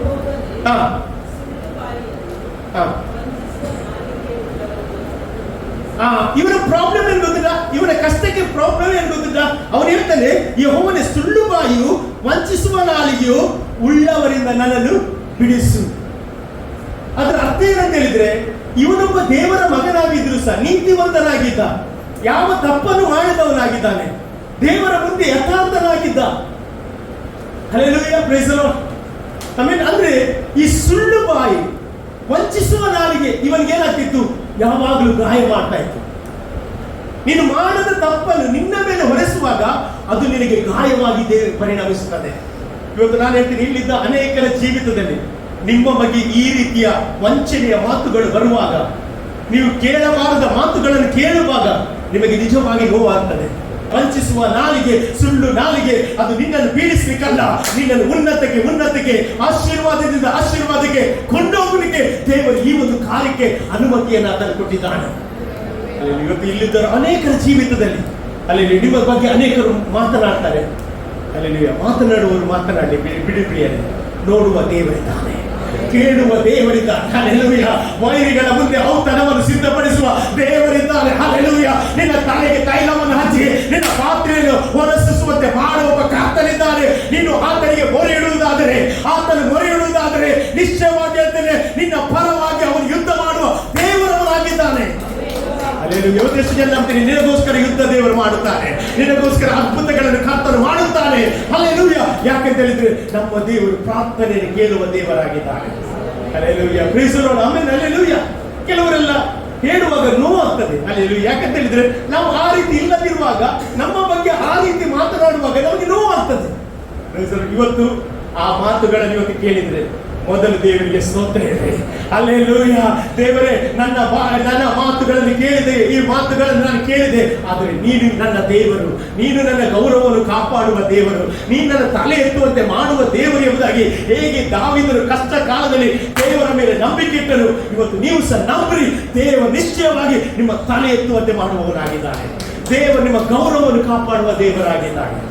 ಹಲ್ಲೆಲೂಯಾ. ವಾಕ್ಯ ಇರ್ತದೆ, ಸುಳ್ಳು ಬಾಯಿಯು ವಂಚಿಸುವ ನಾಲಿಗೆಯು ಉಳ್ಳವರಿಂದ ನನ್ನನ್ನು ಏನ್ ಮಾಡು, ಬಿಡಿಸು ಎಂಬುದಾಗಿ. ಹಾಗಾದ್ರೆ ಈ ಭೂಮಿಯಲ್ಲಿ ಒಂದು ನಿಶ್ಚಯ ಅಂತ ಹೇಳಿದ್ರೆ, ಪ್ರತಿಯೊಬ್ಬರು ಕಷ್ಟದಲ್ಲಿ ಹೋಗ್ಬೇಕು. ಯಾರ ಚಿತ್ತ? ದೇವರ ಚಿತ್ತ. ಅಲ್ಲಿ ಕಷ್ಟಕ್ಕೆ ಯಾಕೆ ಅನುಮತಿ ಕೊಡುವುದು ಗೊತ್ತಿಲ್ಲ, ಒಂದೇ ಕಾರಣ, ನೀನು ದೇವರ ಬಳಿಗೆ ಬರಬೇಕೆಂಬುದಾಗಿ ದೇವರ ಆಸೆ, ದೇವರ ಸನ್ನಿಧಾನದಲ್ಲಿ ನಿಲ್ಬೇಕೆಂಬುದಾಗಿ ದೇವರ ಆಸೆ. ದೇವರು ಯಾವಾಗಲೂ ತನ್ನ ಮಕ್ಕಳನ್ನು ಪ್ರೀತಿಸ್ತಾನೆ. ಎಷ್ಟು ಜನ ನನ್ನನ್ನು ಪ್ರೀತಿಸ್ತಾನೆ. ಅಲ್ಲಿ ಬೈಬಲ್ ಇರ್ತದೆ, ದೇವರು ಪ್ರೀತಿಸುವವನ್ನೇ ಹೊಡೆಯುತ್ತಾನೆ. ಆಮೇಲೆ ಶಿಕ್ಷೆ ಹೊಂದಿದ ವ್ಯಕ್ತಿ ಮಾತ್ರ ದೇವರ ಮಕ್ಕಳಾಗಲಿಕ್ಕೆ ಸಾಧ್ಯ. ಶಿಕ್ಷೆ ಇಲ್ಲದಿದ್ದರೆ ಅವನ ಆಧಾರದಲ್ಲಿ ಹುಟ್ಟಿದವನು ಎಂಬುದಾಗಿ ಬೈಬಲ್ ಇರ್ತದೆ. ಹಾಗಾದ್ರೆ ಇವತ್ತು ನಿಮ್ಮ ಜೀವಿತದಲ್ಲಿ ಈ ಒಂದು ಪ್ರಾಬ್ಲಮ್ ಅಲ್ಲಿ ಹೋಗುವುದಾದ್ರೆ ದೇವರಿಗೆ ಸ್ತೋತ್ರ ಹೇಳ್ರಿ. ದೇವರೇ, ಈ ಕಷ್ಟದಿಂದಾಗಿ ನಾನು ನಿನ್ನ ಬಳಿಗೆ ಬರುವಂತೆ ಸಹಾಯ ಮಾಡಿದೆ. ಈ ಕಷ್ಟದಲ್ಲಿ ನಿನಗೆ ಸ್ತೋತ್ರ ಹೇಳಲಿಕ್ಕೆ ನನಗೆ ಕೃಪೆ ಕೊಟ್ಟಿದೆಯಲ್ಲ, ದೇವರೇ ನಿನಗೆ ಸ್ತೋತ್ರ ಎಂಬುದಾಗಿ ಎಷ್ಟು ಜನ ಹೇಳಲಿಕ್ಕೆ ಇಷ್ಟಪಡುತ್ತೇನೆ.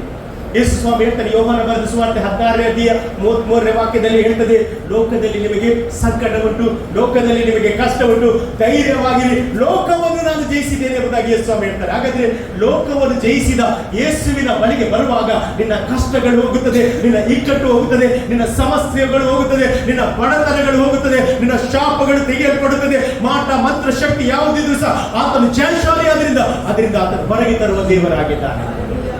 ಇಲ್ಲಿ ವಾಕ್ಯ ಇರ್ತದೆ, ಸುಳ್ಳು ಬಾಯಿಯು ವಂಚಿಸುವವರಿಂದ ನನ್ನನ್ನು ಏನು ಮಾಡು ಬಿಡಿಸಿ ಎಂಬುದಾಗಿ ಅಲ್ಲಿ ಅವನು ಬೇಡುವುದನ್ನು ದೇವರ ವಾಕ್ಯದಲ್ಲಿ ಕಾಣಲಿಕ್ಕೆ ಸಾಧ್ಯವಾಗುತ್ತದೆ. ನೋಡಿ, ಯಾಕೋಬನ ಪತ್ರಿಕೆಯಲ್ಲಿ 5ನೇ ಅಧ್ಯಾಯ 13ನೇ ವಾಕ್ಯದಲ್ಲಿ ನಾವು ನೋಡುವುದಾದ್ರೆ ಅಲ್ಲಿ ನಾವು ಕಷ್ಟ ಕಾಲದಲ್ಲಿ ಏನು ಮಾಡ್ಬೇಕು? ಯಾಕೋಬ 5:13, ನಿಮ್ಮಲ್ಲಿ ಬಾಧೆ ಪಡುವವನಿದ್ದಾನೋ ಅವನು ದೇವರನ್ನು ಪ್ರಾರ್ಥಿಸಲಿ. ಹಾಗಾದ್ರೆ ಯಾರೆಲ್ಲ ಬಾಧೆಯಲ್ಲಿ ಹೋಗುತ್ತಾರೆ, ಯಾರೆಲ್ಲ ರೋಗದಲ್ಲಿ ಹೋಗುತ್ತಾರೆ, ಯಾರೆಲ್ಲ ಕಷ್ಟದಲ್ಲಿ ಹೋಗುತ್ತಾರೆ, ಯಾರೆಲ್ಲ ಇಕ್ಕಟ್ಟಿನಲ್ಲಿ ಹೋಗುತ್ತಾರೆ, ಅವನು ಮಾಡಬೇಕಾದ ಮೊದಲ ಕೆಲಸ ಏನು ಗೊತ್ತಿಲ್ಲ? ದೇವರ ಸನ್ನಿಧಾನದಲ್ಲಿ ಪ್ರಾರ್ಥನೆ ಮಾಡುವುದು. ಇವತ್ತು ಕೆಲವರೆಲ್ಲ ಹೇಳಿದ್ರು, ನನಗೋಸ್ಕರ ನೀವು ಪ್ರಾರ್ಥನೆ ಮಾಡಿ. ಸಭೆಯಾಗಿ ನಾವು ಪ್ರಾರ್ಥನೆ ಮಾಡೋಣ, ನಾವು ಒಬ್ಬರ ಭಾರಗಳನ್ನು ಒಬ್ಬರು ಹೊತ್ತುಕೊಳ್ಳೋಣ. ನಾನು ಹೇಳ್ತೇನೆ, ನೀವು ಇತರರಿಗೋಸ್ಕರ ಪ್ರಾರ್ಥನೆ ಮಾಡುವಾಗ ದೇವರು ನಿಮ್ಮ ಪ್ರಾರ್ಥನೆಯನ್ನು ಕೇಳುತ್ತಾನೆ. ನಮ್ಮ ಆಸೆ ಒಂದೇ, ಹಲ್ಲೆಲೂಯಾ, ಈ ಉಡುಪಿ ರಕ್ಷಣೆ ಹೊಂದಬೇಕು, ಉಡುಪಿಯಲ್ಲಿ ಒಂದು ಉಜ್ಜೀವನ ಬರಬೇಕು, ಮಂಗಳೂರಲ್ಲಿ ಒಂದು ಉಜ್ಜೀವನ ಬರಬೇಕು. ಯಾಕಂದ್ರೆ ದೇವರ ನಾಮ ಮಾತ್ರ ಮಹಿಮೆ. ಹಲ್ಲೆಲೂಯಾ. ಇಲ್ಲಿ ವಾಕ್ಯ ಇರ್ತದೆ ಏನಂತ ಹೇಳಿದ್ರೆ, ನೋಡಿ, ಯಾರಾದ್ರೂ ಬಾಧೆ ಪಡುವವನಿದ್ದಾನೋ ಅವನು ಏನ್ ಮಾಡ್ಬೇಕಂತೆ? ಪ್ರಾರ್ಥಿಸ್ಬೇಕಂತೆ, ಮೊದಲು ಪ್ರಾರ್ಥನೆ ಮಾಡ್ಬೇಕಂತೆ. ಇಲ್ಲಿ ಸಹ ಇವರು ಕಷ್ಟದಲ್ಲಿರುವಾಗ, ಇಕ್ಕಟ್ಟಲ್ಲಿರುವಾಗ ದೇವರನ್ನು ಪ್ರಾರ್ಥನೆ ಮಾಡ್ಲಿಕ್ಕೆ ಹೋಗ್ತಾ ಇದ್ದಾರೆ. ಹಲ್ಲೆಲೂಯಾ. 120 ಕೀರ್ತನೆ 2ನೇ ವಾಕ್ಯದಲ್ಲಿ ನಾವು ನೋಡ್ತೇವೆ ಏನಂತ ಹೇಳಿದ್ರೆ, ಅಂದ್ರೆ ಅವರು ಹಲ್ಲೆಲೂಯಾ ದೇವರ ಬಳಿಗೆ ಮೊರೆ ಇಡುತ್ತಾರೆ. ಕಾರಣ ಏನಂತ ಹೇಳಿದ್ರೆ, ಅವರ ಮೇಲೆ ಆಪಾದನೆಗಳು, ಸುಳ್ಳಾದ ಆಪಾದನೆಗಳಾಗ್ತಾ ಇದ್ದಾರೆ. ಅವರ ಬಗ್ಗೆ ಬೇಡದನ್ನು ಮಾತನಾಡ್ತಿದ್ದಾರೆ, ಅವರ ಮಕ್ಕಳ ಬಗ್ಗೆ ಬೇಡದನ್ನು ಮಾತನಾಡ್ತಿದ್ದಾರೆ, ಅವರ ಕುಟುಂಬಕ್ಕೆ ವಿರುದ್ಧವಾಗಿ ಮಾತನಾಡ್ತಾ ಇದ್ದಾರೆ. ಈ ಒಂದು ಅದು ಏನಾಗಿದೆ? ಅದು ಬಾಣವಾಗಿದಂತೆ. ಕೆಲವರು ಹೇಳ್ತಾರೆ, ಒಂದು ಪೆಟ್ಟು ಕೊಡು ಮಾರೆ, ಆದ್ರೆ ನಿಮಗೆ ಈ ಮಾತುಗಳಿಂದ ನನ್ನ ಏನು ಮಾಡಬೇಡ, ಚುಚ್ಚುಬೇಡ ಇರ್ತದೆ. ಯಾಕೆ ಗೊತ್ತಿಲ್ಲ? ಪೆಟ್ಟು ಹೊಡೆದ್ರೆ ಆ ಗಾಯ ಮಾರಿ ಹೋಗ್ತದೆ, ಆದ್ರೆ ಆಡಿದ ಮಾತುಗಳು ಉಂಟಲ್ಲ, ಅದು ಎಂದಿಗೂ ಅದು ಮಾಸುವುದೇ ಇಲ್ಲ. ಇಲ್ಲಿ ಸಹ ಹಾಗೆ ಈ ಒಂದು ಭಕ್ತನ ಹೃದಯದಲ್ಲಿ ಅದು ಚುಚ್ಚುತ್ತಾ ಇತ್ತು, ಈ ಒಂದು ಗಾಯ ಚುಚ್ಚುತ್ತಾ ಇತ್ತು. ಅದಕ್ಕೆ ಯೆರೆಮೀಯನ ಬರೆದ ಪ್ರವಾದನ ಗ್ರಂಥ 9ನೇ ಅಧ್ಯಾಯ 8ನೇ ವಾಕ್ಯ ಓದುವುದಾದ್ರೆ, ಜೆರೆಮಿಯಾ ಚಾಪ್ಟರ್ 9:8 ಅಲ್ಲಿ ಒಂದು ಸುಂದರ ವಾಕ್ಯವನ್ನು ಕಾಣಲಿಕ್ಕೆ ಸಾಧ್ಯ. ಜೆರೆಮಿಯಾ 9:8. ನೋಡಿ, ಅವರ ನಾಲಿಗೆ ಏನ್ ಮಾಡ್ತದೆ? ಕೊಲ್ಲುವ ಬಾಣವಾಗಿದೆ. ಅವರಿಗೆ ಗೊತ್ತಿಲ್ಲ. ಕೆಲವರು ಮಾತನಾಡ್ತಾರೆ, ಆದ್ರೆ ಅವರು ಮರೆತು ಬಿಡ್ತಾರೆ. ಆದ್ರೆ ಅದು ಯಾರಿಗೆ ಮಾತನಾಡಿದಾರಲ್ಲ ಅವರು ಮರೆಯಲಿಕ್ಕೆ ಸಾಧ್ಯವಿಲ್ಲ. ಇಲ್ಲಿ ಯೆರೆಮೀಯನು ಹೇಳ್ತಾ ಇದ್ದಾನೆ, ಅವರ ನಾಲಿಗೆಗಳು ಏನಾಗಿದೆ? ಕೊಲ್ಲುವ ಬಾಣವಾಗಿದೆ. ಅದು ಏನ್ ಮಾಡ್ತದೆ? ಸುಳ್ಳನ್ನೇ ಆಡುತ್ತದೆ. ಒಬ್ಬನು ತನ್ನ ನೆರೆಯವನಿಗೆ ಬಾಯಿಂದ ಶುಭವಾಗಲಿ ಎಂದು ಹೇಳಿದರು, ತನ್ನ ಹೃದಯದಲ್ಲಿ ಅವನಿಗೋಸ್ಕರ ಏನ್ ಮಾಡ್ತಾರೆ? ಹೊಚ್ಚಾಗ್ತಾರೆ. ಈಗ ಕೆಲವರೆಲ್ಲ ಹಾಗೆ ವಿಶ್ವಾಸಿಗಳಾಗಿ ಎದುರಲ್ಲಿ ನೀ ಬ್ಲೆಸ್ಡ್ ಅಂತ ಹೇಳುದು, ಹಲ್ಲೆಲೂಯಾ. ಹಿಂದೆ ಹೋಗಿ ಏನು ಹೇಳುದು? ಅಲ್ಲಲ್ಲಿ ಅವರ ಅಂತ ಅಂದ್ರೆ ಎದುರೊಂದು ಹೊರಗೊಂದು ಮಾತನಾಡೋದು. ಪ್ರಾರ್ಥನೆ ಮಾಡ್ತೇವೆ, ಆದ್ರೆ ಹಿಂದಿಂದ ನಾವು ದ್ವೇಷ ಮಾಡ್ತೇವೆ. ನಾನು ಒಂದು ವಿಷಯ ಹೇಳ್ತಾ ಇದ್ದೇನೆ, ಇದೇ ಬಾಯಲ್ಲಿ ನಾವು ದೇವರನ್ನು ಸ್ತುತಿಸ್ತೇವೆ, ಇದೇ ಬಾಯಲ್ಲಿ ದೇವರಿಗೆ ಹೋಲಿಕೆಯಾದ ಮನುಷ್ಯನನ್ನು ನಾವು ಮಾತನಾಡ್ತೇವೆ, ತಿರಸ್ಕರಿಸ್ತೇವೆ. ದೇವರ ಮಕ್ಕಳೇ, ಇವತ್ತು ನಾವು ಜಾಗೃತೆಯಾಗಿರುವ, ಹಲ್ಲೆಲೂಯಾ, ನಾವು ಎಚ್ಚರವಾಗಿರಬೇಕು, ನಮ್ಮ ಮಾತಿನಲ್ಲಿ ಎಚ್ಚರವಾಗಿರಬೇಕು. ಇಲ್ಲಿ ಬೈಬಲ್ ಹೇಳ್ತದೆ, ಅವನ ಬಾಣಗಳು ಏನಾಗಿದೆ? ಅದು ಕೊಲ್ಲುವ ಬಾಣ, ಅಂದ್ರೆ ಮರಣಕರವಾದ ಬಾಣವಾಗಿದೆ. ಇವತ್ತು ಅನೇಕರ ಜೀವಿತದಲ್ಲಿ ಒಂದು ಮಾತಿನ ಮೂಲಕ ಅವರು ಏನ್ ಮಾಡ್ತಾರೆ ಗೊತ್ತಿಲ್ಲ? ಕೆಲವರು ಆತ್ಮಹತ್ಯೆ ಮಾಡ್ತಾರೆ, ಜಸ್ಟ್ ಒಂದು ಮಾತಿನ ಮೂಲಕ. ಕೆಲವರು 8ನೇ ಕ್ಲಾಸ್ನ ಸ್ಟಡಿ ಮಾಡುವ ಮಕ್ಕಳು ಸಹ ತಂದೆ ತಾಯಿ ಆಡಿದ ಒಂದು ಸಿಟ್ಟಿನಲ್ಲಿ ಅಥವಾ ಹೇಳಿರ್ಬೋದು, ಆದ್ರೆ ಅವರು ಸುಸೈಡ್ ಮಾಡಿದವರು ಎಷ್ಟೋ ಜನ ಇದ್ದಾರೆ. ಇವತ್ತು ನಾನು ಹೇಳ್ತಿದ್ದೇನೆ, ನಮ್ಮ ನಾಲಿಗೆಯನ್ನು ನಾವು ಕಾಪಾಡಬೇಕು. ಅಲ್ಲಿ ನಾಲಿಗೆಯನ್ನು ಕಾಪಾಡಬೇಕು. ದೇವರ ಮಕ್ಕಳಿಗೆ ದೇವರ ನಾಲಿಗೆ ಕೊಟ್ಟದ್ದು ಅದು ಆಶೀರ್ವಾದ ಮಾಡಲಿಕ್ಕೆ ಹೊರತು ಶಾಪಿಸ್ಲಿಕ್ಕೆ ಅಲ್ಲ. ಇಲ್ಲಿ ಬೈಬಲ್ ಸ್ಪಷ್ಟವಾಗಿ ಹೇಳ್ತದೆ, ಅವರ ನಾಲಿಗೆ ಕೊಲ್ಲುವ ಬಾಣವಾಗಿದೆ, ಅದು ಸುಳ್ಳನ್ನೇ ಆಡುತ್ತದೆ ಎಂಬುದಾಗಿ ದೇವರ ವಾಕ್ಯದಲ್ಲಿ ಹೇಳುವುದನ್ನು ನಾವು ಕಾಣಲಿಕ್ಕೆ ಸಾಧ್ಯವಾಗುತ್ತದೆ. ಯಾಕೋಬನ ಪತ್ರಿಕೆ ಅದರಲ್ಲಿ 3ನೇ ಅಧ್ಯಾಯ 6ನೇ ವಾಕ್ಯದಲ್ಲಿ ನಾವು ನೋಡ್ತೀವಿ, ನಾಲಿಗೆ ಬೆಂಕಿಯಾಗಿದೆ ಎಂಬುದಾಗಿ ಬೈಬಲ್ ಹೇಳ್ತದೆ. ನಾಲಿಗೆ ಏನಾಗಿದೆ? ಬೆಂಕಿಯಾಗಿದೆ. ಅದು ಕಿಚ್ಚನ್ನು ಒತ್ತುತ್ತದೆ, ಅದು ಉರಿಯನ್ನು ಒತ್ತುತ್ತದೆ, ಜಗಳವನ್ನು ಹುಟ್ಟಿಸ್ತದೆ. ಇವತ್ತು ಕೆಲವರು ಏನ್ ಮಾಡ್ತಾರೆ ಗೊತ್ತಿಲ್ಲ, ಒಬ್ಬರ ವಿಷಯ ಮಾತನಾಡಿ ಅವರು ಏನ್ ಮಾಡ್ತಾರೆ ಗೊತ್ತಿಲ್ಲ, ಸೈಲೆಂಟ್ ಆಗಿರ್ತಾರೆ, ಆದ್ರೆ ಅವರವರು ಕಿತ್ತಾಡಲಿಕ್ಕೆ ಪ್ರಾರಂಭವಾಗ್ತಾರೆ. ಅಲ್ಲಿ ಇವತ್ತು ನಾನು ಹೇಳ್ತೇನೆ, ಅಲ್ಲಿ ಇಂಥ ಮಾತುಗಳಿಂದ ನಾವು ಏನಾದರೂ ಮಾಡುವುದಾದ್ರೆ ದೇವರು ಸುಮ್ಮನೆ ಇರುವ ದೇವರಲ್ಲ, ದೇವರು ನೋಡುವ ದೇವರಾಗಿದ್ದಾನೆ, ದೇವರು ಕಾಣುವ ದೇವರಾಗಿದ್ದಾನೆ. ಇಂಥ ಸಮಯದಲ್ಲಿ ನೀವು ದೇವರಿಗೆ ಮೊರೆ ಇಡುವುದಾದ್ರೆ, ನೀವು ದೇವರ ಮಕ್ಕಳು ದೇವರನ್ನು ದೃಷ್ಟಿಸುವುದಾದ್ರೆ, ನಿಶ್ಚಯವಾಗಿ ಆತನು ಸುಮ್ಮನೆ ಇರುವುದಲ್ಲ, ನಿಮಗೋಸ್ಕರ ಮಹತ್ಕಾರ್ಯಗಳನ್ನು ಮಾಡುವ ದೇವರೇ ಆತನಾಗಿದ್ದಾನೆ. ಜಾನೋಕ್ತಿ 18:21 ಹೇಳ್ತದೆ, ನಮ್ಮ ಬಾಯಿಯ ನಾಲಿಗೆಯಲ್ಲಿ ಏನುಂಟು? ಜೀವ ಮತ್ತು ಮರಣದ ಶಕ್ತಿ ಉಂಟು ಎಂಬುದಾಗಿ. ಅಲ್ಲಿ ಹಾಗಾದ್ರೆ ಈ ನಾಲಿಗೆಯನ್ನು ನಾವು ಕಾಪಾಡುವುದು ಬಹಳ ಇಂಪಾರ್ಟೆಂಟ್ ಆಗಿದೆ. Hallelujah, praise the Lord. ಒಂದು ಬಾವಿಯಲ್ಲಿ ಸಿಹಿ ನೀರು ಮತ್ತು ಕಹಿ ನೀರು ಬರಲಿಕ್ಕೆ ಸಾಧ್ಯವೇ ಇಲ್ಲ. ಹಾಗೆ ದೇವರು ನಮ್ಮ ಬಾಯಲ್ಲಿ ಅಲ್ಲೆಲ್ಲೂಯ್ಯ ಆಶೀರ್ವಾದವನ್ನು ಇಟ್ಟಿದ್ದಾರೆ, ಶಾಪವನ್ನು ಇಡಲಿಲ್ಲ. ದೇವರ ಮಕ್ಕಳು ಯಾರಿಗೆ ಶಾಪ ಹಾಕಬಾರ್ದು. ನಿನಗೆ ಶಾಪ ಹಾಕಿದರೆ ನೀನು ಆಶೀರ್ವಾದ ಮಾಡಬೇಕೆಂಬುದಾಗಿ ಬೈಬಲ್ ಹೇಳ್ತದೆ. ಯಾಕೆ ಗೊತ್ತುಂಟಾ?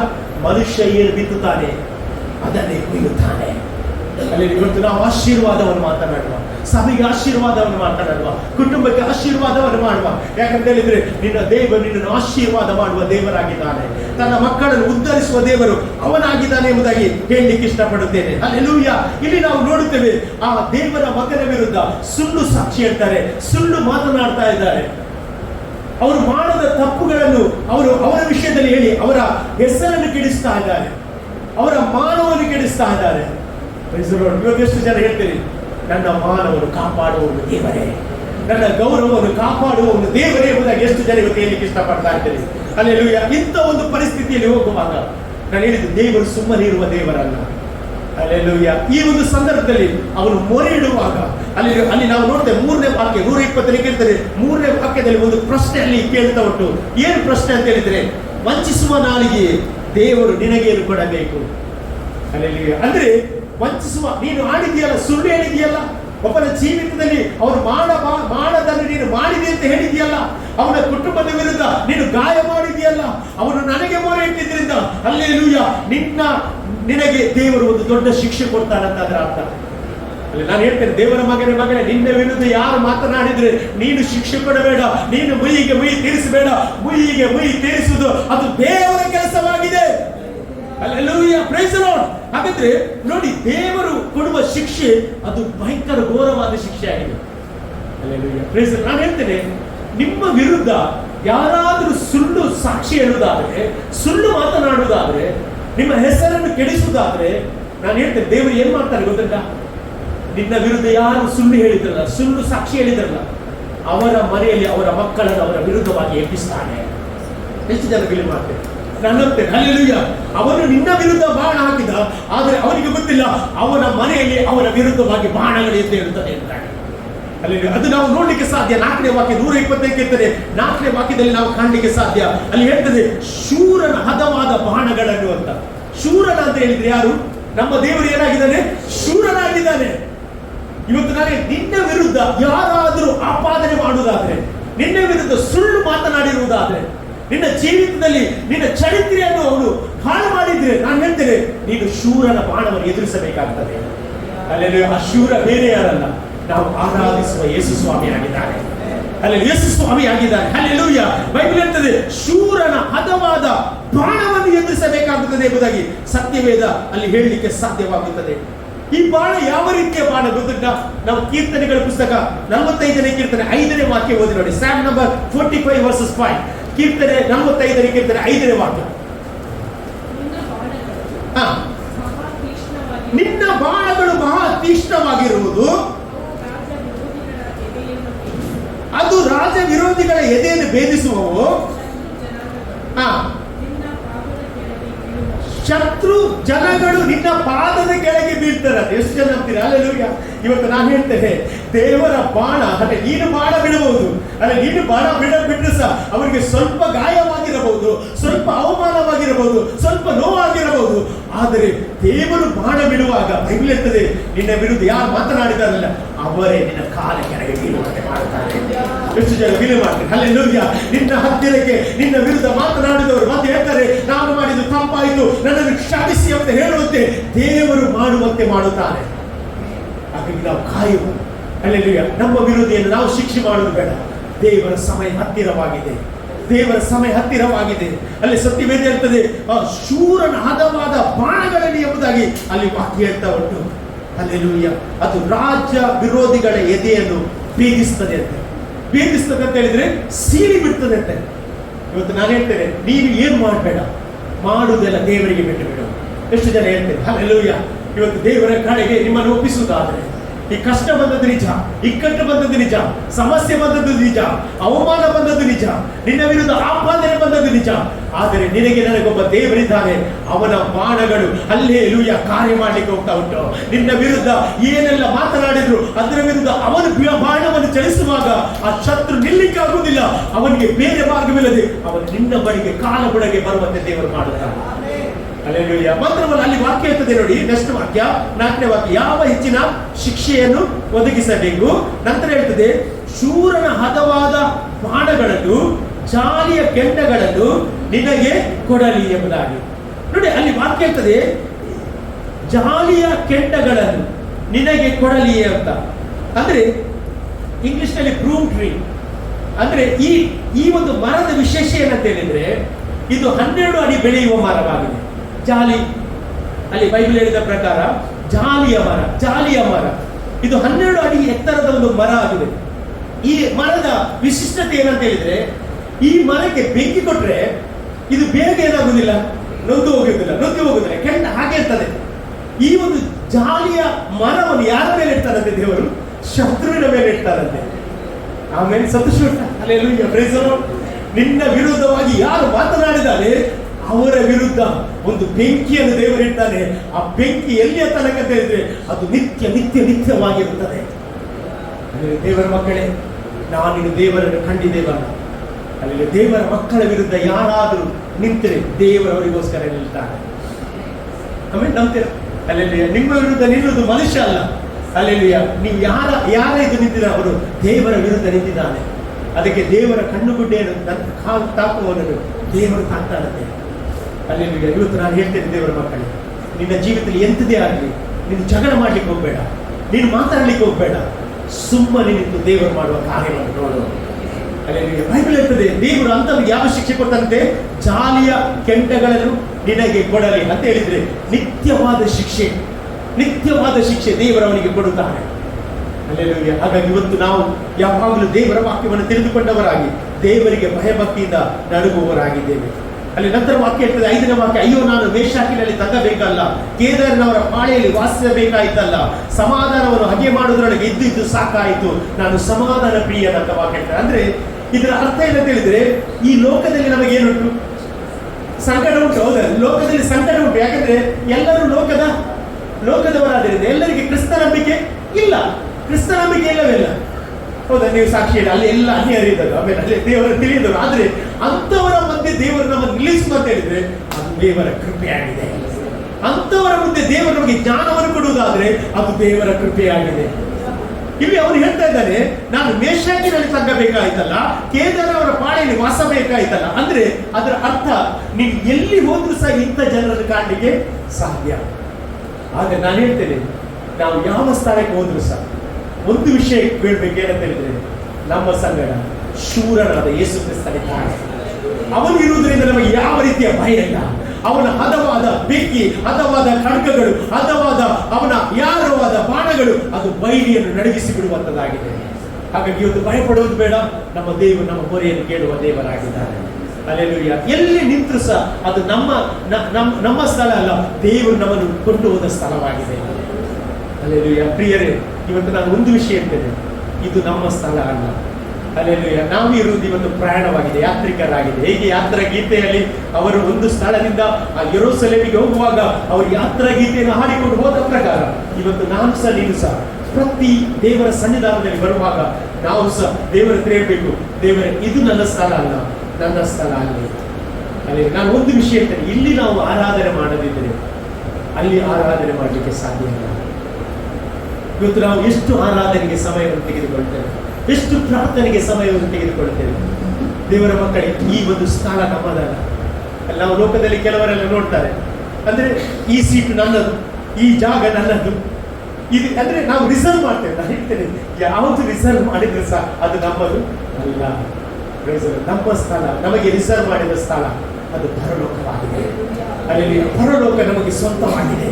ಅಲ್ಲಿ ಇವತ್ತು ನಾನು ಹೇಳ್ತೇನೆ, ಆ ಪರಲೋಕಕ್ಕೆ ಹೋಗ್ಬೇಕಾದ್ರೆ ನಾವು ಇಲ್ಲಿ ಪ್ರತಿದಿನ ದೇವರ ಬಳಿಯಲ್ಲಿ ನಾವು ಓಡಿ ಬರಬೇಕು, ದೇವರ ಸಮ್ಮುಖಕ್ಕೆ ನಾವು ಓಡಿ ಬರಬೇಕು. ಇವತ್ತು ಈ ಆಲಯಕ್ಕೆ ಕಾಲಿಟ್ಟ ಎಲ್ಲ ದೇವರ ಮಕ್ಕಳಿಗೋಸ್ಕರ ನಾನು ದೇವರಿಗೆ ಸ್ತೋತ್ರ ಹೇಳ್ತೇನೆ.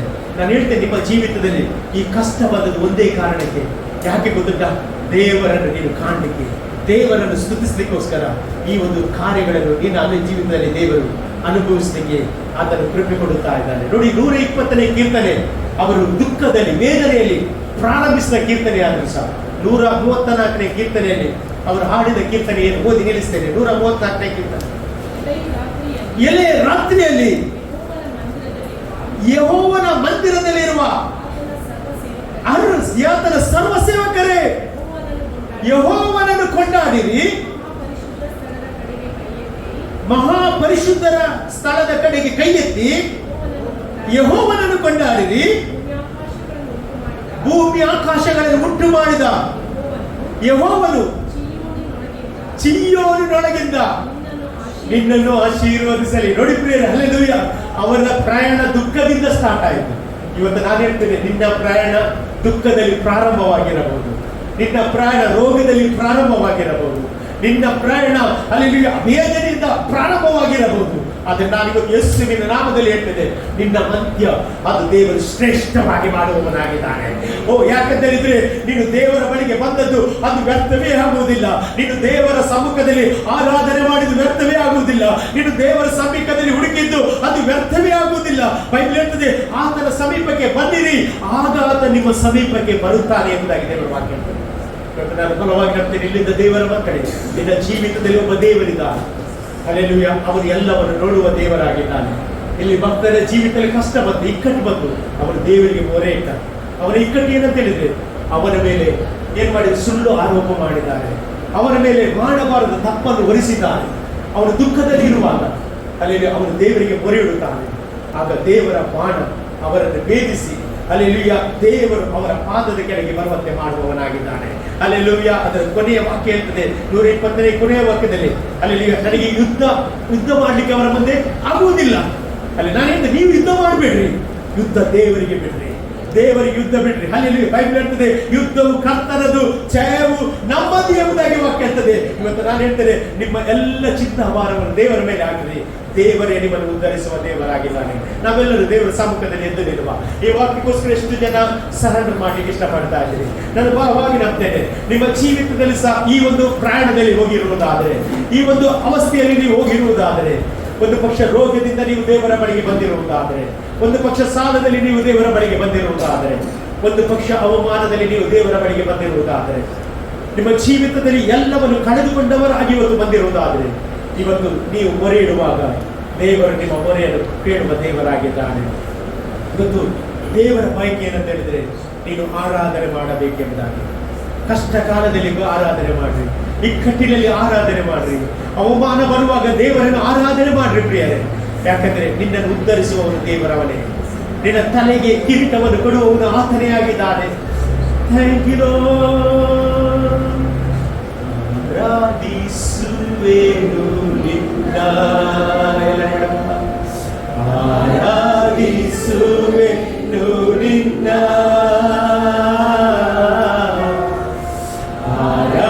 ಆರಾಧಿಸುವೆನು ನಿನ್ನ. ನನ್ನ ಉದ್ಧರಿಸುವವರು ನೀವೇ, ನನ್ನ ತಲೆಗೆ ಎಂದಿಗೂ ಗೌರವವು ನೀವೇ.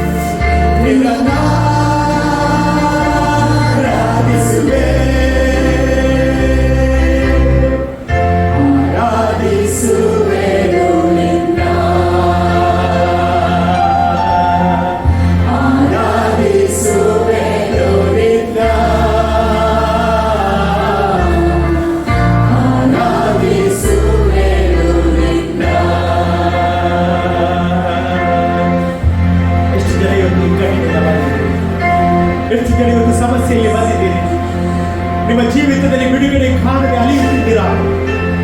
ಇವತ್ತು ಒಂದೇ ದೇವರು ಹೇಳ್ತಾ ಇದ್ದಾರೆ, ನನ್ನ ಸಮ್ಮುಖಕ್ಕೆ ಓಡಿ ಬಾ ಮಗನೇ, ಮಗಳೇ, ನೀನು ನನ್ನ ಸಮ್ಮುಖಕ್ಕೆ ಓಡಿ ಬಾ. ನನ್ನ ಸಮ್ಮುಖದಲ್ಲಿ ಪರಿಪೂರ್ಣ ಬಿಡುಗಡೆ ಉಂಟು ಎಂಬುದಾಗಿ ದೇವರು ಹೇಳ್ತಾ ಇದ್ದಾರೆ. ಓ ಥ್ಯಾಂಕ್ ಯು ಹೋಲಿ ಸ್ಪಿರಿಟ್, ನೀನು ಮಾತಾಡಿದಕ್ಕೆ ನಿನಗೆ ಸ್ತೋತ್ರಪ್ಪ. ಈ ನಿನ್ನ ಮಕ್ಕಳು ದೇವರೇ ತಮ್ಮ ಜೀವಿತ ಪ್ರಾಣದಲ್ಲಿ ನಿನ್ನನ್ನು ಬಯಸಬೇಕೆಂಬುದಾಗಿ ನೀನು ಆಸೆ ಪಡುತ್ತಾ ಇದ್ದೀನಿ. ಇವತ್ತು ಯಾವುದೇ ಕಷ್ಟದಲ್ಲಿ ಹೋಗಿರುವಾಗ ಕರ್ತನೆ, ಇವರು ನಿನ್ನ ಬಳಿಗೆ ಬಂದಿದ್ದಾರೆ ಕರ್ತನೆ, ಇವರನ್ನು ಹಾಗೆ ನೀನು ಕಳಿಸುವುದೇ ಇಲ್ಲ. ಇವರ ಜೀವಿತದಲ್ಲಿ ಒಂದು ಜಯ ಕೊಡುವುದಕ್ಕೆ ಸ್ತೋತ್ರ, ಇವರ ಜೀವಿತದಲ್ಲಿ ಆಶೀರ್ವಾದ ಕೊಡುವುದಕ್ಕೆ ನಿನಗೆ ಸ್ತೋತ್ರ. ಇವರು ಕೊಟ್ಟ ಅವಮಾನಕ್ಕೆ ಬದಲಾಗಿ ಎರಡರಷ್ಟು ಮಾನವನ್ನು ಪ್ರಭಾವವಾಗಿ ಕಿರೀಟವಾಗಿ ಕೊಡುತ್ತೀರಿ, ಅದಕ್ಕೆ ನಿಮಗೆ ಸ್ತೋತ್ರ ಅಂತಾರೆ ಕರ್ತನೆ. ಇವರು ಕಾಣುವ ಐಗುಪ್ತರನ್ನು ಇವರು ಕಾಣುವುದೇ ಇಲ್ಲ, ಯಾಕಂದ್ರೆ ನೀನು ಇವರ ಸಂಗಡ ಯುದ್ಧ ಮಾಡುತ್ತೀರಿ, ಅದಕ್ಕೆ ನಿಮಗೆ ಸ್ತೋತ್ರಪ್ಪ. ಈ ದಿನ ದೇವರೇ ನಿನ್ನ ಆ ಬಾಣಕ್ಕೋಸ್ಕರ ಸ್ತೋತ್ರಪ್ಪ. ಅದು ಶತ್ರುವಿನ ಎದೆಯನ್ನು ಸೀಳಿ ಬಿಡುವುದಕ್ಕೆ ಸ್ತೋತ್ರ, ಶತ್ರುವನ್ನು ಕಾಲಗಳಿಗಾಗಿ ತುಳಿಯುವಂತೆ ನೀನು ಮಾಡುತ್ತೆ, ಅದಕ್ಕೆ ನಿಮಗೆ ಸ್ತೋತ್ರಪ್ಪ. ಸೇರಿ ಬಂದ ಎಲ್ಲ ಮಕ್ಕಳನ್ನು ಆಶೀರ್ವಾದ ಮಾಡುತ್ತಾರೆ ದೇವರೇ. ಈ ದಿನ ಸಾಕ್ಷಿ ಹೇಳಿದ ಎಲ್ಲ ಮಕ್ಕಳಿಗೋಸ್ಕರ ಸ್ತೋತ್ರಪ್ಪ, ಆರಾಧನೆ ಮಾಡಿದ ಮಕ್ಕಳಿಗೋಸ್ಕರ ಸ್ತೋತ್ರಪ್ಪ ದೇವರೇ. ಈ ದಿನ ಪ್ರಾರಂಭದಿಂದ ಕೊನೆಯವರೆಗೆ ನಮ್ಮ ಸಂಗಡಿಯನ್ನು ನಡೆಸಲಿಕ್ಕೆ ನಿನಗೆ ಸ್ತೋತ್ರ. ಸೇರಿ ಬಂದ ಎಲ್ಲ ಮಕ್ಕಳನ್ನು ಆಶೀರ್ವಾದ ಮಾಡು. ಯಾರೆಲ್ಲ ಸಾಕ್ಷಿ ಹೇಳಿದ್ದಾರೆ ಹೇಳಲಿಲ್ಲ ಸ್ವಾಮಿ, ಅವರನ್ನು ಸಹ ನೀನು ಆಶೀರ್ವಾದ ಮಾಡು, ಅವರ ಮುಂದಿನ ದಿವಸ ಸಾಕ್ಷಿಯಾಗಿ ಉಪಯೋಗಿಸು. ಎಲ್ಲ ಘನ ಮಾನ ಮಹಿಮೆ ನಿನಗೆ ಯೇಸುವಿನ ನಾಮದಲ್ಲಿ ಬೇಡುವುದೇನೆ ತಂದೆ, ಆಮೆನ್. ಹಲ್ಲೆಲೂಯಾ. ನಿನಗೆ ಆಶೀರ್ವಾದ ಪಡೆಯುತ್ತೇನೆ.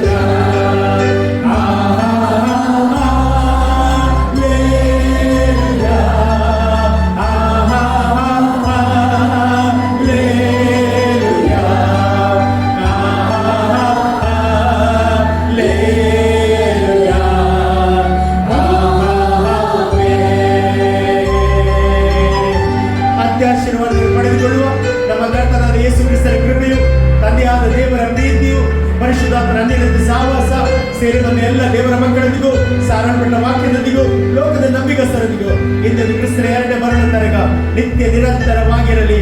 ಆಮೆನ್. ಜಯ ಕೊಂಡ ದೇವರೇ 3 ಬಾರಿ ಹಲ್ಲೆಲೂಯಾ.